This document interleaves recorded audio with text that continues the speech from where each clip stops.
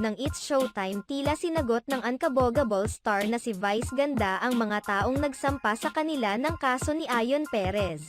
Nitong Lunes, September 11, 2023 nagsampa ng kaso ang grupo na kapisanan ng mga social media broadcaster ng Pilipinas sa Quezon City Prosecutor's Office laban kina Vice Ganda at Ayon Perez dahil sa malaswang ginawa nila sa isang episode ng It's Showtime. Kamakailan lamang din ay tinawag pang bastos ni Juan Ponce Enrile si Vice Ganda. Dahil dito, tila norindi na si Vice Ganda kaya nagbigay na ito ng pahayag sa It's Showtime. Sa segment na Rampanalo, pinapakalma na ni Vice Ganda ang mga nambabatikos sa kanya. Kalma. Hindi ako kakandidato. Kumalma kayo, ako lang ito. Bagamat hindi naman nilinaw. Alam na ng mga netizens kung sino ang pinapatungkulan ni Vice Ganda sa kanyang naging pahayag. Kapansin-pansin